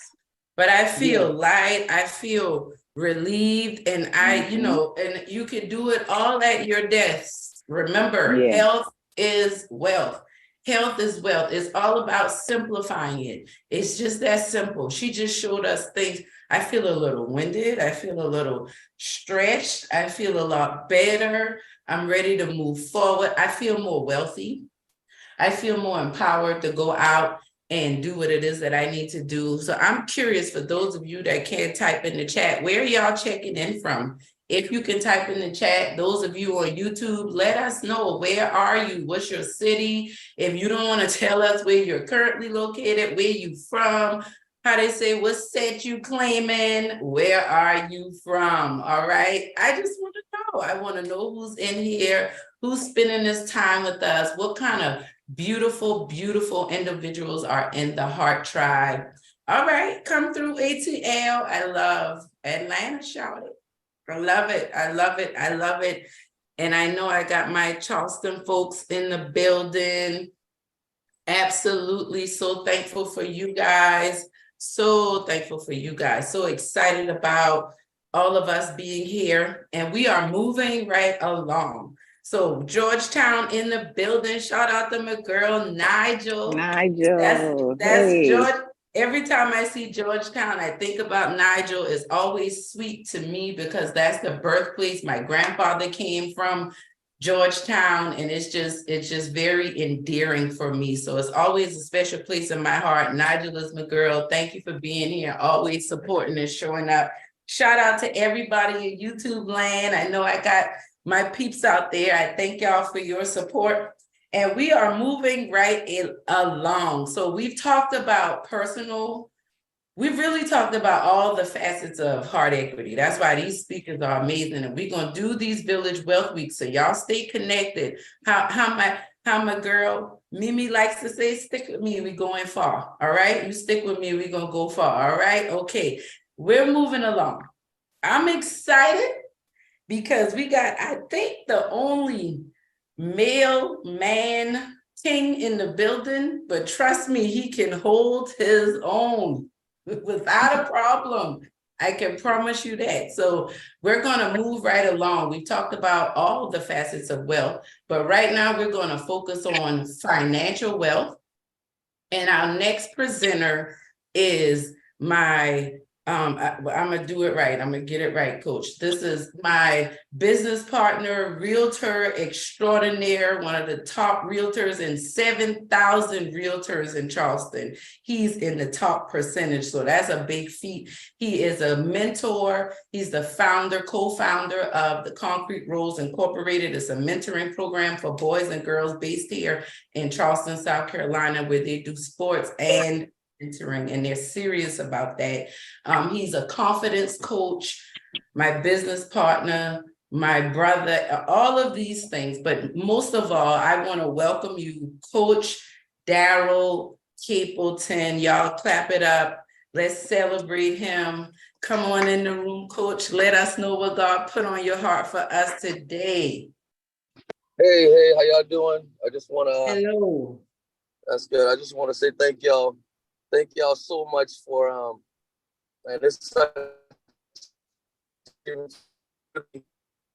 here to y'all. I mean, Adelaide told me, hey, you want to probably come on about 12 o'clock, and I don't know, but she said, hey, if you want to come on from the beginning, and I got on as soon as I could, and I'm so happy I did, because I got some really good information for myself as well as my daughters, my wife, even though she's on, but sometimes as men, we don't understand women all the way. I mean, I was raised by a single mother, so I got a high level of reverence and respect and honor for y'all. Like, as what I'm saying, my mother was so loving, and and I was listening to Machina. I want to talk about that a little bit. I was listening to her. She talking about how America or people see Black women. Well, I don't know about that. I don't, what I'm saying, but I know how I see y'all, and I see y'all as just like, so if I could just describe how I see Black women, I just, in one word, I'll say needed. I'm saying, like, y'all so needed, what I'm saying, and in my life, and I think in the world, and I want to say that, and to admit that someone needs something is almost like the hardest thing for people to do. That's why y'all feel that pressure from the world, because people don't want to admit that they need y'all, and because that's like really hard, especially for a person in a power position. It's hard to admit that you need someone, and y'all need it. I'm glad and grateful and honored that my mom taught me that. Like, she didn't taught me that just by like teaching me by words, but just by how she lived. It was known that, man, I need this woman. And so when I got my wife, it's the same thing, and pass it on. I need her. I need my daughters. You know what I'm saying? Because it's just certain things that y'all got that no matter what I do, no matter what, I can't get by without y'all. And that's the world, really. But the world just fighting that. You know what I'm saying? Like, people, Black men, Black woman, Black, anybody just fight when you feel like, because it's vulnerable to say you need somebody. I just happen to be a type of person that, I don't know what. If I feel like I need you, I need you. I don't care what it is. I don't care who you are. I don't care what color you is. If I need you, because that's a need. You know what I'm saying? But for some reason, that's hard for people to admit. So I think that's a part of the pressure. I know, we're gonna talk a little about the finances, but I just wanted to say that because that was on my heart when Miss Shannon was speaking. Like, like, dang, like, that's how y'all feel, but I don't feel like that. And there's a lot of people that don't feel like that. It's just hard to admit it, but when you got a loving mother, when you raised by a loving mother, I lost my mom in 2020, but I, from COVID suddenly, what I'm saying, it was unexpected, but I still feel like, I love her, I need her, what I'm saying, and I need my wife. I need all, what I'm saying, the Black women. I needed this conversation. What I'm saying, I was trying to, I was at home, but now I'm on the way. I got a house to show, and I got to show, and got to work. But I said, man, I'm glad I came on early. What I'm saying, not just came on like 15 minutes to say, okay, now you're gonna speak, man, because I needed a lot of that stuff that y'all talked about, and I'm glad that say y'all getting together and having this village. You know what I'm saying? That's because we need that with men, but men are so strong with not feeling like they need anything. So it's hard to do what y'all doing now, and I commend y'all, and I feel honored just to be welcome to hear this. You know what I'm saying? Because it's encouraging me, inspiring me, and I feel like, dang, man, y'all got me. I'm like, dang, man, this is some powerful stuff to kind of like to follow. You know what I'm saying? But I'm gonna just keep it real. Adelaide, no, I'm a straight shooter. You know what I'm saying? I would keep it real and just give it to y'all straight. I want to talk about finances a little bit, even though I'm gonna be real. Some of y'all answer them questions. Ain't nobody care about no finances on this thing. But at the pool, zero. So, hey, y'all let me know who need it, not me. but I would still give it to y'all because that's my feel. So I want to say that one of the things about I want to talk about what Miss Shannon was saying about y'all Black women don't make as much money as some of the counterparts that, and that's true. But my field is wealth building, real estate, credit coaching.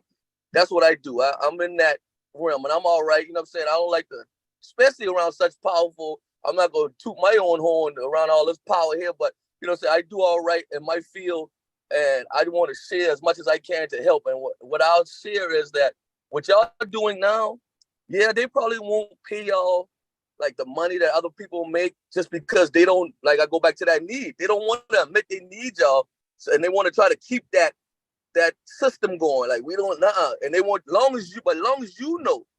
I don't know how y'all gonna know, but I'm telling you, hopefully these words let y'all know that hey, we need it. So you can try to pay me $1 to 100. I don't care.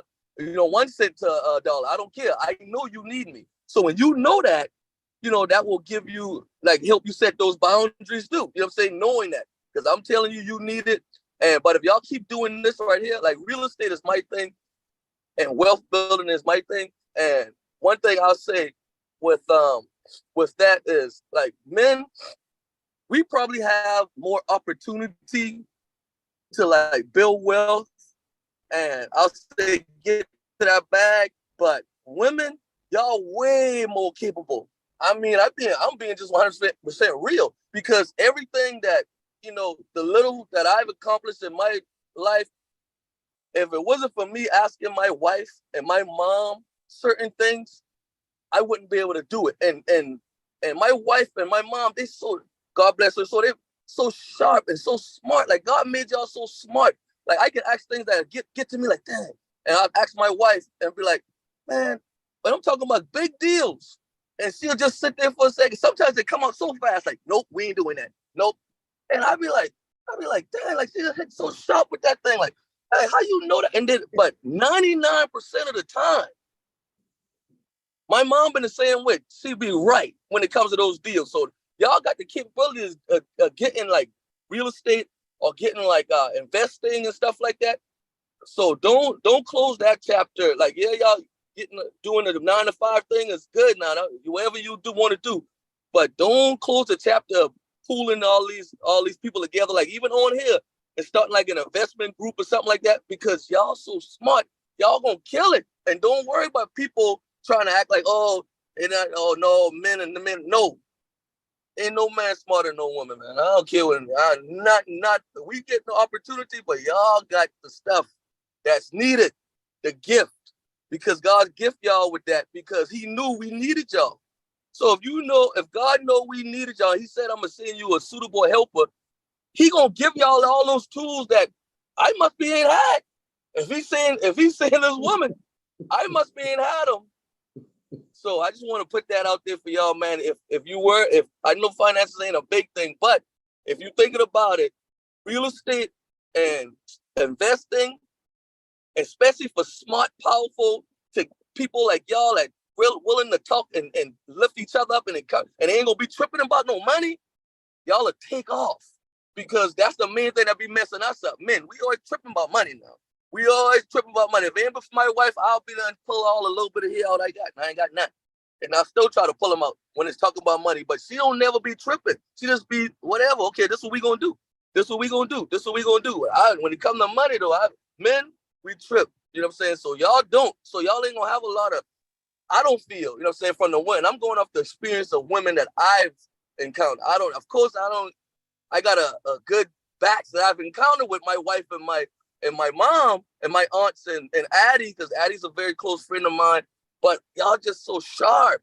So y'all, when it comes to finance, if you're thinking about, hey man, y'all ain't giving us the money we deserve, put y'all money together or start investing where nobody can control nothing they give you. When you invest, especially in real estate, it is what it is. There ain't no, oh, my house costs this much, but since I'm a woman, your house costs more than mine because you a man. It don't work like that. That's where it is what it is. So your brains and your gifts that God give you will come out in that. You know what I'm saying? So I just want to put that out there. You know what I'm saying? That's one of the things that was coming to me when y'all was talking. Like, man, if I had, a group of women like this and we was investing in something, I'll just sit back, boy, and say, boy, we about to make some money. Because them boys are sharp, like really smart. And that's something that nobody can take that away from y'all. Y'all. But I'm gonna tell you another thing. And when you talk about the superwoman thing, I want to go back to that. But Shannon, you hit some great points, and that's why I'm piggybacking off a lot of what you said because like it just hit me so much when you was talking. You know what I'm saying? And you talk about the superwoman thing. Well, and I think that a lot of times when it comes to financing and how I can kind of marriage that together a little bit, when it comes to investing, if y'all like some of the things that y'all go hard with, it come to y'all naturally. Like motherhood, being a nurturer, being a wife. Like you don't have to, in my opinion, from looking on the outside, looking and being a coach and a mentor, a leader, and you don't have to really go that hard because y'all that thing come to y'all naturally. But sometimes I feel like y'all will go hard in the area that it come to y'all automatically, and that kind of will get you drained a little bit too. I don't know why. I'm not a doctor. I don't know why sometimes I've noticed women do that, go hard in the area that automatically come natural to you. You know what I'm saying? And so if you kind of fall back on things like, you know you're a good mother, you know you're a good spouse, you know you're a good woman, period. So I don't got to try to go hard and be that. Now, if you go hard with finance or investing and save that energy that you're going hard with trying to be a good mother, you don't have to do that. Y'all so strong and so, especially Black women, y'all so strong and powerful and naturally gifted in that area. Just chill on that. Just let that be.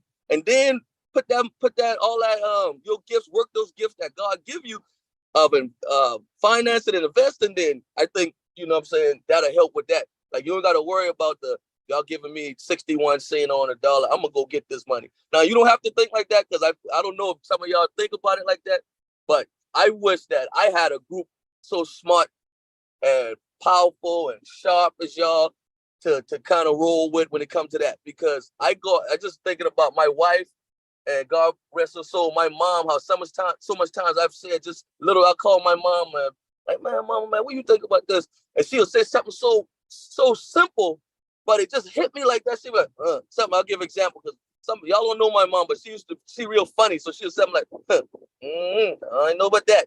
And they'll be like, all right, Bill. And they come down the line up in the perfect advice. You know what I'm saying? Like, oh, snap. So I think all y'all got that. So when we talk about finances, if y'all want to consider real estate or consider investing, I think that's what I'll kind of like say, hey, man, I think y'all will be powerful when it comes to that. You know what I'm saying? Then, you know, that's all women, especially Black women, man, because y'all stern. Like, don't play with me. Don't play with me. This what this worth. You ain't giving me less. Like, I don't care. You know what I'm saying? There's been plenty times in deals I had to ask my wife, like, man, you think we should? No. And I'd be like, man, no, we ain't taking that. You know what I'm saying? Like, that even though, you know, I'm supposed to be the man or whatever, I'd be like, man, I'm ready to get this. No, we ain't taking that. So I think that's a gift, a strong gift that y'all got as far as like intelligence and just like savviness, and that y'all can use in investing and wealth building, you know, and kind of like, okay, whatever, you want to give us 61 cents on a dollar, okay, go ahead, save that for somebody else, because we going to get this back. But you don't have to think like that. That's just my kind of thought on it. And, you know, that's about it. You know, hopefully that, you know, bless someone. Thank you, Coach. Let's shout it out. Let's clap it up for Coach D. Y'all put some claps in the chat. Give us some emojis. Thank you so much for sharing with us, Coach. That was awesome. That was absolutely awesome. And I don't know about y'all, but it felt good to hear those words of affirmation, especially coming from a brother, coming from a Black man who respects Black women, and not just Black women, who respects all women. And so we appreciate you. We salute you. I thank you for taking the time to do this and sharing with us, you and Brandon. I want to shout out his beautiful wife. She's on here with us. Thank y'all so much. And I just really appreciate you sharing, Coach. Like it means a lot. You might not think that was a good financial conversation, because sometimes we just need to be reminded of how wealthy we truly are. So thank you so much for sharing that with us, Coach. And we're going to move forward. Lori, did you have anything you want to share? Whew, I'm telling you, I'm just breathless, because as you said, coming from a brother, and to hear him lift his mother the way he did, that always warms a mother's heart. You know, I'm a mother of three. You know, one is about to turn 40. I got a 38-year-old and a 36-year-old. And my son, he doesn't care. He's an unapologetic mama's boy. And so to hear you value the advice you got from your mom and how she could just say something And I truly believe that he looks at me the same way. And my sincerest condolences to you too on the loss of your mom, because you only get one. You know, we just celebrated Mother's Day. And I know we can have bonus moms and play moms, but you only get one that come through you come through the canal, the one that did the pain and experience that. And for you to honor her and your wife the way you did, man, that just blessed me beyond measure. And I am so grateful for you saying what you said about finances, because I'll speak for myself. A lot of times I didn't believe that I deserved to make a lot of finances, money. And, because of the things that I had gone through in my life. So, because of the things that I had, dealt with in terms of men, in that song, Karen White sang that very popular song, I'm Not Your Superwoman. One of the lines, I'm a person of lyrics. I love words. She says, I'm not the kind of girl you can let down and think that everything is okay. Boy, I am only human. And some of y'all might, because I'm telling my age, that was a song from back in the day. Now y'all might have to. I think Alicia Keys redid it or whatever the case may be. But the Karen White one, that's from my era, right? Me and Miss Susan, I'm gonna bring you on in here That's too. one of my mama's song. That's my mama's song right there. Look at God. Look at the Spirit moving.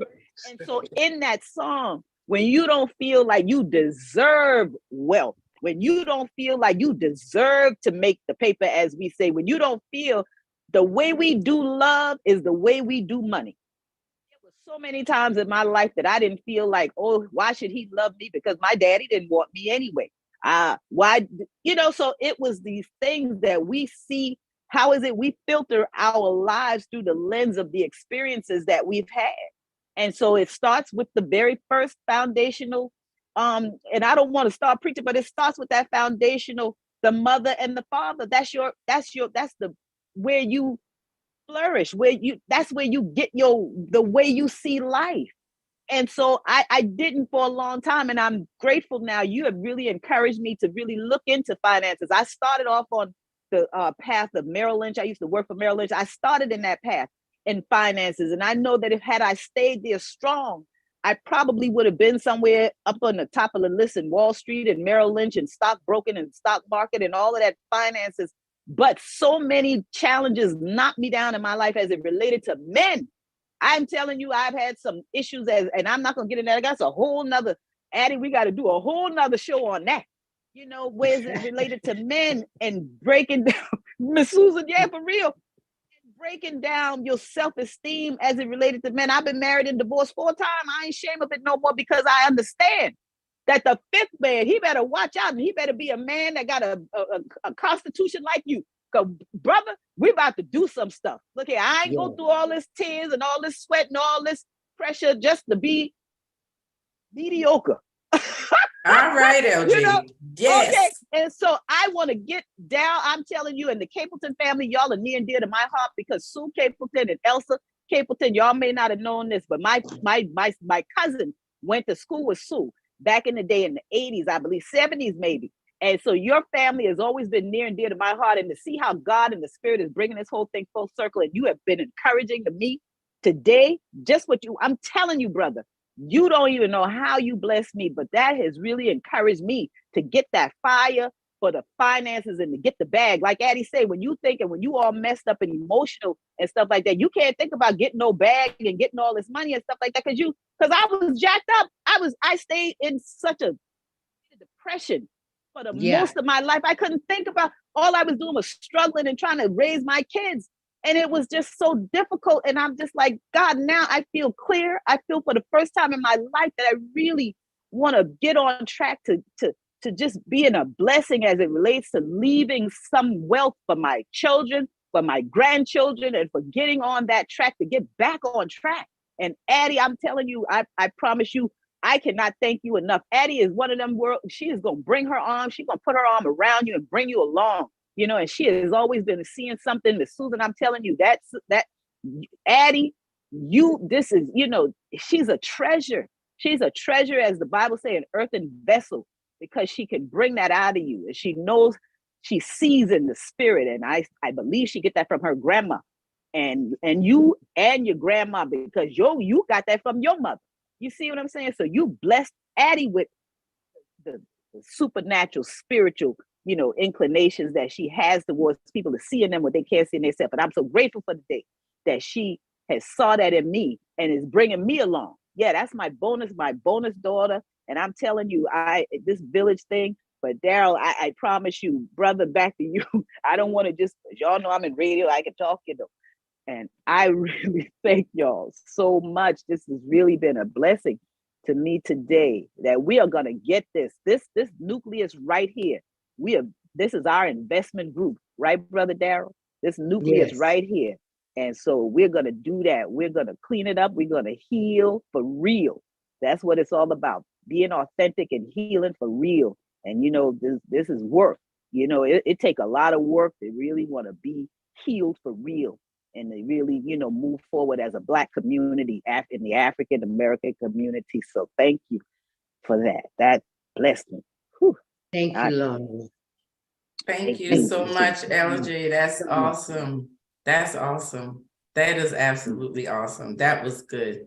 I thank you for sharing. You got anything else on your heart, LJ? You look like you holding back something. Not really, because you're gonna get me in the vein to start again. But I know how. No, you good. Well, I'm looking at the time, so you're right. We'll keep it moving. Yeah, because I get to introduce you, don't I? Yes, you do. I'm so grateful for that, because it'll allow me to expand on you even the more so. So we're gonna get ready for, of course, our heart equity coach, and to hear her bless us today, our final speaker. And then, for those of us who are able to stay on, we can go some more into Q&A and, doing some more summary as it relates to what we have been blessed to be a part of here today. This has been an experience. So Adelaide Brown, at 18 years old, Adelaide Brown was a mother living on her own. And as she says, entangled in an abusive relationship. How many of us can relate to entanglements? So because of this, she now is able to use her early life experiences and her business, Addie BB LLC. And that is in honor of her grandma, Miss Susan Beach's mommy, Addie BB LLC, to help individuals, families, and organizations create purposeful solutions that help them to effectively and efficiently overcome internal and external conflict. Now, through her transformational speaking, coaching, and teaching abilities, Adelaide, also known affectionately as the Heart Coach, has written 4 books.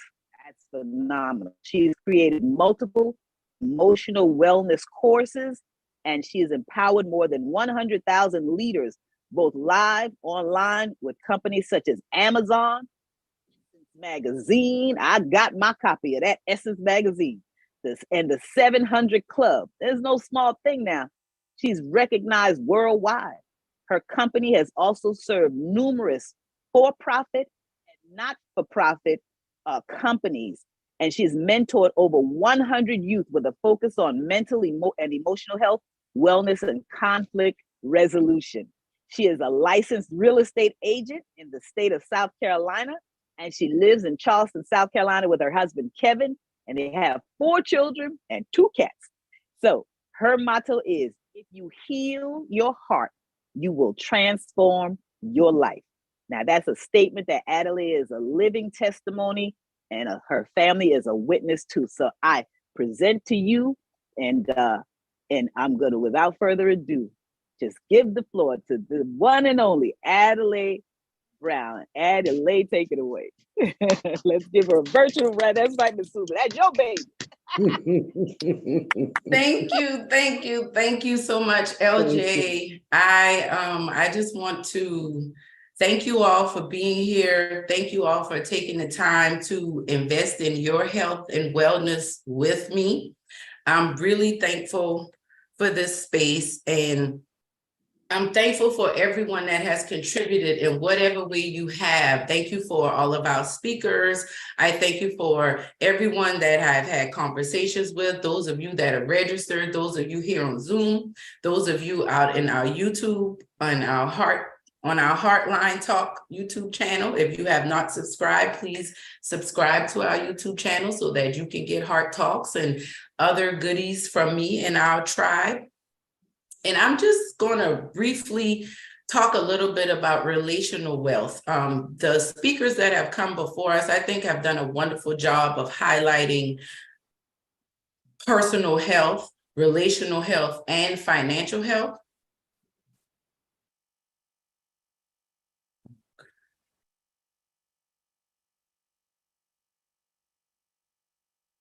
And financial health. However, I just want to share a little bit that God put on my heart, really about why I wanted to do the event, and really this idea that I want to usher you all into as we get ready to bring it to a close. I do know that it's 1 o'clock and the event was scheduled to be over at 1. So if you have to leave, we completely understand. If you have to leave, we completely understand. And if you can stick around, stick around. Now, I want to talk to you a little bit about this topic of Women's Health Week and mental health awareness was very important to me for a very personal reason. Back in 2015, I was working at a psychiatric practice, and I was being stirred by God to start the heart coaching journey. I was really being stirred by God to go ahead to get my book published. My first book is Anchored, Be Blessed Daily Volume 1, and it's a daily devotional. And I started writing that book, I want to say in 2006. And it came about from me. I started this whole journey of heart coaching and let me back up a little bit. This is in me, right? I call myself the heart coach because I was thinking of a way to package myself. But I've always been an encourager, and I feel like that's a gift that God has given me. And I want to share that because I feel like everything that I did in life that was not focused on this gift that God has given me has brought about some type of personal, relational, or financial trauma. A lot of what Dr. Wilder and my mom talked about earlier. So back in 2015, the Lord was really stirring me. It was time for me to quit my job. It was time for me to step out on faith and become an author and a coach. I had just launched Heart Talk. Heart Talk is our weekly women's empowerment session that I would do every Monday night. You get on the conference call for about an hour, hour and a half. And the Lord was telling me, I need more from you. I need you to get out of your comfort zone. Now, I was in a tough place in my personal life. I was struggling in my marriage. I was struggling. My oldest was coming into teenage years. I was still trying to figure out my relationship with myself and my mother. And it was really difficult for me. And I was doing exactly what Dr. Wilder said. I was bottling up a lot of things. I was not sharing how I felt about things. And as a result of that, in 2015, I found myself very anxious. Now, I'm self-diagnosing at this point, but I realized I was, all of the stresses that I had going on in my life started to manifest in my body. I was really anxious about my marriage. I was really anxious about my children. And speaking to what Coach D said, these are things that naturally came to me. But because I felt insecure as a wife, I felt insecure as a mother. It was so many things. I'm tapping on all the speakers that I was filtering through my past experiences, like Lori said, and it was causing me not to show up properly in my life. And it all came to a head for me. In 2015, I was in the shower and I felt a lump in my breast.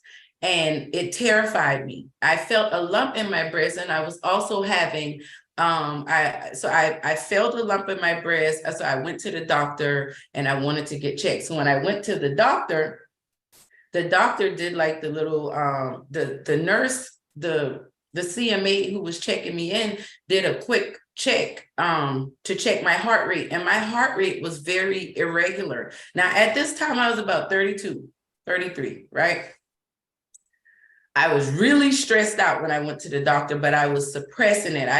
We put on our cape. I had it together. I had my poker face on, but the tests that were being done was saying something different. So I looked at the nurse's reaction to doing my heart rate, and I knew something wasn't right. Then she came back with like the EKG machine, and she checked me again, and I could see the concern on her face. So when the doctor came in, I was telling her about the lump that I felt, and then she addressed the fact that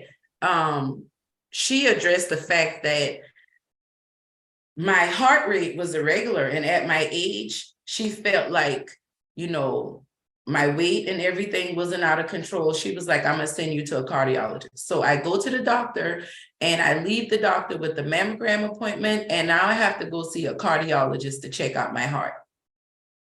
And I'm fast forwarding. I got the mammogram done. The lump was in both. I had lumps in both sides, and I got the mammogram done. It was nothing there. I went to the doctor. He checked me. He told me, I was okay that day, but he wanted me to come back in 6 months so that he could check me again. And what I realized was, and I kept going and get checked, and my heart was fine and my breasts were fine. But the thing that I realized, and why I wanted to share this with you, is that my life had gotten so chaotic, and I was internalizing it, that illness was actually manifesting in my body. Dr. Wilder told you about this. I wanted to share this experience with you because it's very important for us to stop acting like we have it together. It's very important for us to do those 3 things that she said. We need to set boundaries. We need to establish and maintain a wellness routine. We need to advocate for ourselves. And I wanted to talk about relational wealth as it comes to your relationship with God, yourself, and others. That's going to impact your relationship with your finances. And it's 3 things that you're going to have to do. If you're going to build wealth, this is what I had to do to start getting my health under control. And these are things that I still do when I feel myself slipping and falling off. The first thing you got to do is you got to connect. You have to connect. A lot of times, what we like to do when we go through hard times, we like to isolate and kind of try to figure it out by ourselves. But the thing about being isolated, an animal in a wild is like a sitting duck. Any animal that's considered a prey usually moves in a herd or in a group because there's protection there. Now, I do know that many of us have been taken advantage of, backstabbed, lied on, and all of that. But this heart tribe, this village that we're growing together, this is a safe space to connect. My mother talked about support groups that she's in, that she's found a safe space to connect. Your faith, your individual relationship with God, that's where your first connection has to be. But you got to make connections with yourself through your wellness routine and setting boundaries. And in turn, you're going to find that your relationships are going to start to strengthen and get better. But that connection starts with you. It's just like having a charger. It's one thing to have a charger, but if you don't connect it to anything, your phone is going to stay dead. What are you connected to? How are you recharging your life? It's very important for you to do that if you want to build and maintain wealth. The other thing that I want you to think about when you're building, understanding health as wealth and building relational wealth is you want to communicate. We talked a lot about this today. If we're going to grow, if we're going to create, if we're going to live the lives we dream of living, if we're going to take off this cape, we have to communicate how heavy the cape is. If anybody ever heard the story of David and Goliath, when David was going to fight Goliath, everybody in the army was afraid of Goliath. Saul, the king, gave David his own armor. But David realized once he put that armor on, look, I can't carry your weight. That's too heavy. I got to fight this battle the way I know how. But we have to be able to communicate that to others and God and ourselves. We have to be honest. We have to be vulnerable. We have to be willing to slow down. We have to be willing to be in awkward situations so that our truth can be revealed, so that we can get the help, the support, the information, the insight that we're looking for, so that we can not only create wealth and build it, but maintain it and be able to pass it on to the generations to come. David did not fight that battle in Saul's armor. He fought it in the name of the Lord. That was the armor that he needed. And that's all we need. If we're willing to not just communicate with others, but start that communication first with you. And like my mom will say, the God of your understanding. For me, that's Yeshua. I cry out to God. I thank God for saving me. I thank Jesus for dying for me. I understand that without that, if I don't have that vertical relationship together, all my horizontal relationships are going to be out of whack and off track. So we want to connect. We want to communicate. And once we do that, then we can create. We can truly create the lives that we want to live. When I talk about building heart equity, building and creating personal, relational, and financial wealth through authentic living, for many of us, the idea of authentic living sounds good, but when you start to put it into action, it's just like anyone that's just ever had a baby. It's exciting to think about expecting until you go into labor. If you ever push the baby out with no medicine, I'm sure not, because out of the 4 kids that happened to the last, that's why he is the last. Because that pain was unbearable, right? But the thing about that is something amazing was created out of that, but there was work that had to go into it. And so when we think about building wealth, I want you to think about the fact that many of us are creating authentically. We've been raised by people who couldn't authentically live their lives the way they needed to, because for survival's sake, our grandfathers couldn't go to work and tell the boss how he felt. Many of them could have gotten hung, much less fired. So we have to understand that for many of us, authentic living is different living. It is new living. It is a whole new way of being and doing and experiencing life. And if you're going to build heart equity, if you're going to be the change that you desire to see, you're going to have to be willing to create. But let's understand that when you create, you're making something out of nothing. You're bringing things together that maybe previously were not together. This whole race, Black men against white, Black women, and this race war, none of these things will exist when we all connect, communicate, and commit to creating something new and different and beautiful. And that's what Village Wealth Week is all about. That's what heart equity is all about. That's what health is wealth is all about. If you can understand, like a lot of people like to say, I'm this way at work and I'm this way at home, you're fooling yourself. The same person shows up every place you go. What you're really saying is, I'm fake here, I act here, and I tell the truth there. Let's get to a space where we're willing to stand in our truth, no matter, like Dr. Wilder said, that's going to cause some people to fall off. Because my truth is, I'm not always on time. I'm not always going to remember what's going on. If you're going to get mad at me because I forgot, then we can't be friends already. I'm telling you that right now. But these are things, I'm not bragging about it. I work on these things, but we're going to have to be willing to stand in our own truth if we're going to build a strong foundation of wealth personally and out into our families and our communities. So remember, if you're going to build wealth, true wealth, you want to connect, you want to communicate so that you can create the authentically transformed life that God has created you to live and be in. And I thank you all for being here. I celebrate you all so much.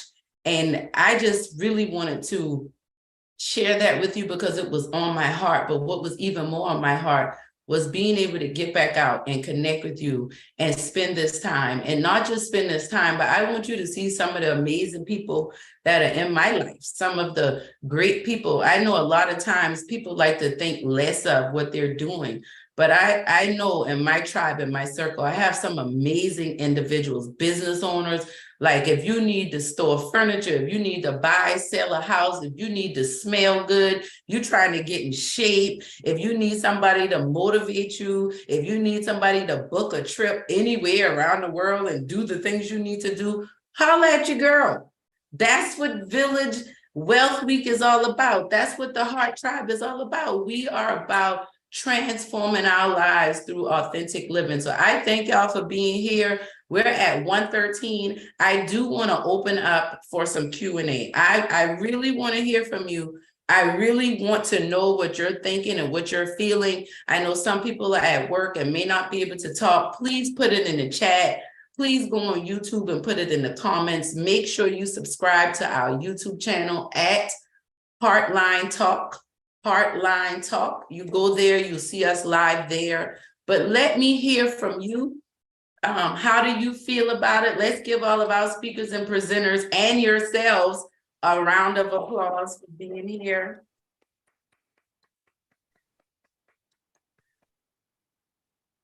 And I just want to do a couple minutes of Q&A, then we'll get ready to close out. I do have a few things I want to share at the end, but I know y'all have some things in your heart. I'm going to check out if there are any comments on YouTube, but let me hear from everybody that's here. I just wanted to give a quick plug that this has always been on my heart. Adelaide's message should be going out to the world. There's no reason why she shouldn't be at 1,000 followers on YouTube and getting paid to share this information. So if y'all can subscribe and send her links to everyone you know, she should be at 1,000 followers and getting paid for giving us this great information. Other people around the world are getting paid to give us a bunch of nonsense, you know. Kids are making plenty of money and our coach isn't. That doesn't sit well with me. So subscribe. Thank you, Coach. Thank you. I appreciate you.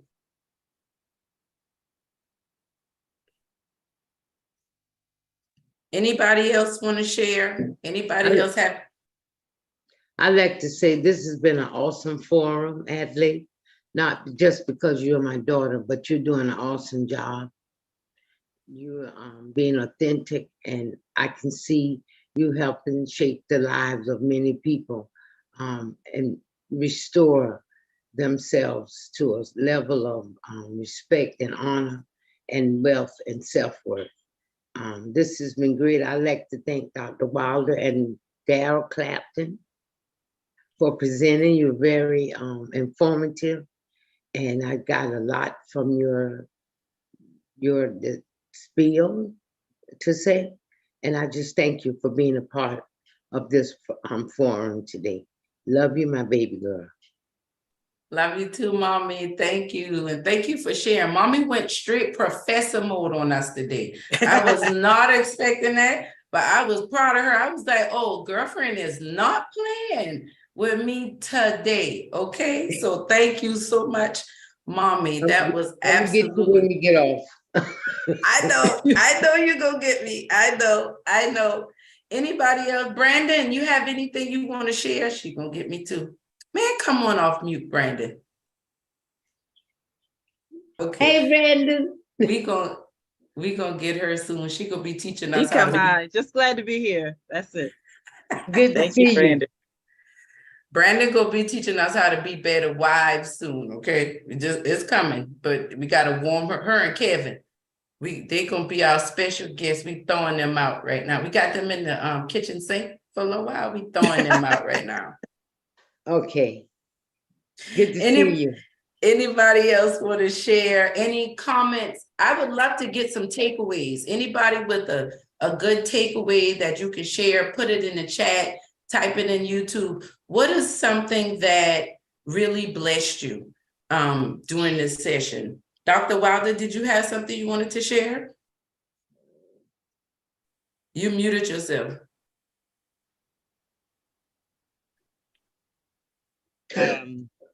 Your mom was saying how, like what you think initially may not be what's coming to you. You know how she was saying how, she just immediately thought, this was going to be doomsday. My life is over. How am I going to be able to continue? But the fight that you have in you is what's inspiring me. Like, yes, this might be something that you have to, deal with, but it's not something that has to take over your life and keep you stagnant in a place of feeling, like, what's the next step or how to put that next foot in front of the other. So just listening to you. And I think honestly, that's what I needed to hear today. Just seeing you live and flourish and being able to pour into so many other people by your story. And I think that's probably why I got emotional about it. But God is doing amazing things. Like he know exactly what he's doing. But thank you for your, for sharing that, because that gave me a little boost. Like, it might look like one thing now, but just keep it pushing, and it'll, you'll see, that light at the end of the tunnel. So thank you for sharing that, Ms. Beach, and I appreciate you. Awesome. Thank you. Thank you so much for that, Dr. Wilder. And one thing that came to mind, and shout out to Coach Karma, this is something, as we get ready to close, you're leaving with some great tools and tips. I feel like you can, whatever insight you got from today, take it. Think a lot of it, whatever thoughts came up. Maybe there was some past things that took place in your life that were dormant. You heard some of these stories today and that stuff came up. It's time to deal with it.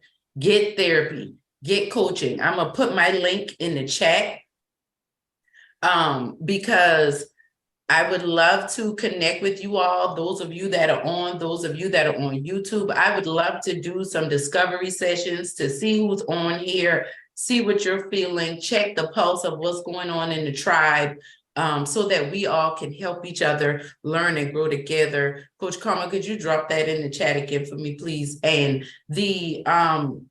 I want to really encourage you to not control the shatter. When you heard these testimonies and you heard these comments today, some things may have triggered in you. There are some relationships are in disarray, that there's some things that you need to do to get it together. There are some people in your life that you might need to cut off, and you may need to let them up out of your life right now. You might need to set boundaries and let those boundaries sift them away, right? There are some relationships that are going to have to end. There are some relationships that you're going to have to establish and reestablish. You're going to have to humble yourself. But one thing you cannot do is control the shatter.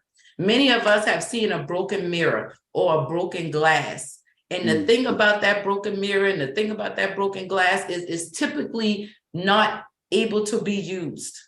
Now, you could still see yourself, but the danger that you're in hurting yourself, cutting yourself, and bleeding all over everyone else is usually not worth it. You typically want to go ahead and let that thing break and shatter and do whatever it needs to do so that you can clean it up. So you're not walking through the kitchen and get glass in your foot later. Let's be real. Because this stuff, listen, that glass in your foot, that's a little piece of glass, but it'll have you on your feet for days and weeks. And that's what the experience in your life have done. You've carried around these sharp pieces of glass and telling yourself you okay with this sharp pain in your heart, in your soul. Now it's showing up in your body. Many of us are old enough, we're feeling the effects of what that stress has done. I'm not trying to end in doom and gloom. I'm being realistic. We'll leave here on an emotional high, and then you will think about and go back to your normal daily living. I'm trying to disrupt that. I want you to see something different. I want you to see value in that shattering, because in that shattering, something new can be created, but not from that. We're not trying to put new wine in old wineskin. Right? So with that being said, my link is in the chat, and I would love to connect with you all. If you have not connected with me, go to the website, theheartconnections.com. It has links to everything that I'm doing, my YouTube channel. You can get on the scheduling site. There's a link in the chat. I would love to talk to each and every one of you all individually. Let's talk about ways that you can be in the Heart Tribe, ways that I may be able to support you, and ways that we can build heart equity together. But I just really want to encourage you to remember that your health is your wealth. Taking care of yourself, setting boundaries, right? Understanding your value. Coach D did a good job, I think, of affirming us from a man's voice, hearing that from a man who is not going to lie to us. That's one thing he's not going to do, even if he got hurt your feelings. And that's why I love him. I'm thankful for that. So I know everything we heard today was from a sincere space. I thank you all for taking this time. I would love to stay connected with you. Go to my website.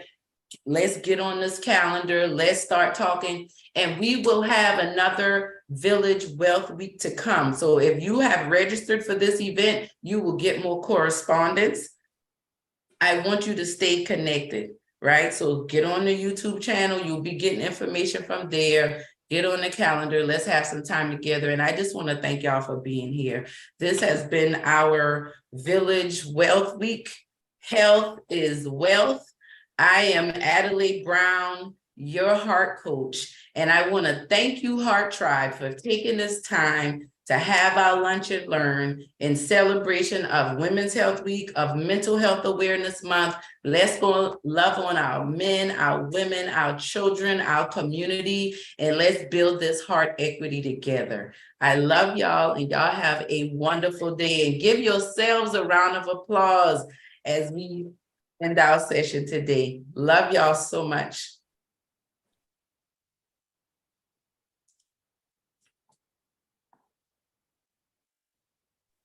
Bye, everyone. I'm gonna stop recording. Love everybody. Love you all.